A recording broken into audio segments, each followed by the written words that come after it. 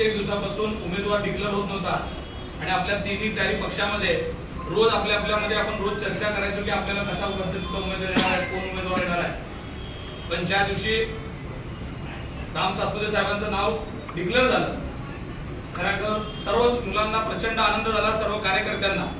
कारण अतिशय सर्वसामान्य घरातून आलेला कार्यकर्ता, ज्याला गरिबीची जाण आहे, कार्यकर्त्याची जाण आहे.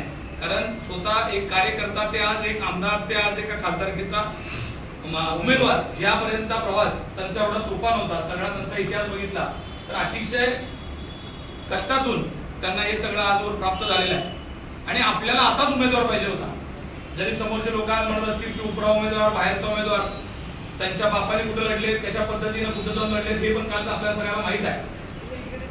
बरेचसे नेते असतील, राहुल गांधी वडनारला जाऊन लढतात, सोनिया गांधी रायबरेलीला जाऊन लढतात.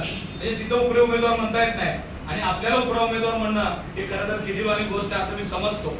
कारण वास्तविक खऱ्या अर्थानं एक सर्वसामान्य कामगाराच्या मुलाला सोलापूर शहरामध्ये उमेदवारी मिळाली. हे शहर कामगारांचं शहर म्हणून ओळखलं जात आहे आणि या कामगारांच्या शहरामध्ये कामगारांच्या मुलाला उमेदवारी देऊन खऱ्या अर्थानं नरेंद्र मोदी साहेबांनी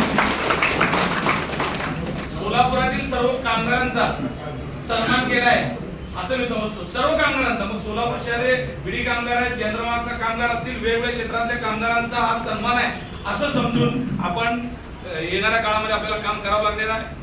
आदरणीय एकनाथजी शिंदे साहेब असतील, आपले प्रमुख तानाजीराव सावंत साहेब असतील मंत्री, यांनी तर आपल्याला आधीच आपल्याला आदेशित केलंय, सांगितलंय की आपल्याला भारतीय जनता पार्टीचा जे कोणी उमेदवार असेल त्यांचं मनापासून ताकदीनं आपल्याला सगळ्यांना काम करायचं आहे. सगळ्या गोष्टींना ज्या वेळेस कसलेही प्रसंग असतील त्यावेळेस भारतीय जनता पार्टीच्या खांद्याला खांदा लावून सर्व संघर्षाच्या सगळ्या काळामध्ये आम्ही शिवसेनेचे सर्व पदाधिकारी, आमच्या महिला असतील, पुरुष मंडळी असतील, सगळे अतिशय ताकदीने तुमच्या सोबत राहू एवढा विश्वास देतो. सरांना विनंती करतो की प्रथम